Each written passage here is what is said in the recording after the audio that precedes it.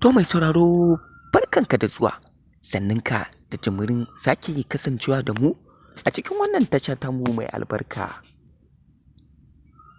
Yanzu haka 'yan sanda sun gano Jamila ita ta ƙulla makirci na ganin ta salwantar da rayuwar mai nasara da kuma amaryarsa Maryam, wanda hakan bai yiwu ba domin kuwa likitoci sun riga sun tsaya tsayin daka ganin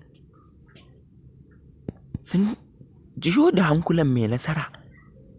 Allah ya taimake su su ceto mai rayuwarsa. Mai sauraro ka gyara zama domin jin wannan cikakken shirin namu wanda muka zo maka da shi. Amma don Allah muna roƙonka idan har wannan shine zuwanka channel ɗin nan na farko, muna roƙonka da ka danna mana alamar subscribing sannan kuma ka danna mana alamar ƙararrawa ta yadda za ka dinga samun sababbin shirye-shiryenmu kai tsaye da zarar mun ɗora. Mun gode, mun gode. Hukumar 'yan sanda ta riga ta cafke Jamila domin ta gano bugun zuciyarta yana bugawa ne a kan laifin da ta aikatawa Alhaji Mai Nasara kai tsaye, wanda hukumar 'yan sanda ta riga ta damƙe Jamila. Ta amsa dukka laifukan da ake zarginta da su, wanda har hakan ne yasa ake neman ta kai hukumar 'yan sanda gurin masu gidan nata da suke ɗora ta akan keken ɓera wanda suke ƙoƙarin su sata ta yi kisan kai cikin ɗan ƙanƙanin lokaci.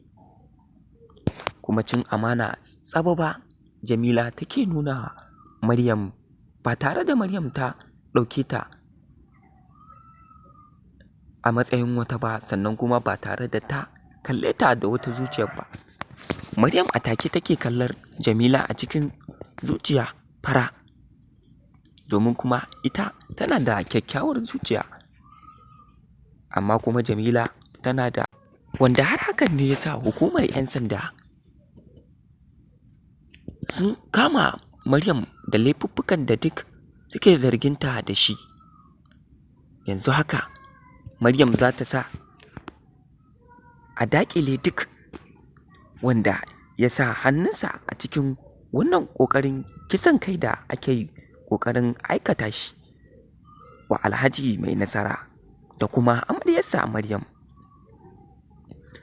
Hukumar 'yan sanda ta shirya ta fita aiki domin ta ga ta kamo wa'annan azzaluman mutane wanda suka yi ƙoƙarin salwantar da rayuwar Alhaji Mai Nasara. Mai sauraro ka kasance da mu a cikin bidiyo na gaba, domin kuwa a nan ne za mu nuna ma irin bajintar da hukumar 'yan sanda ta yi a kan wa'annan azzaluman mutanen.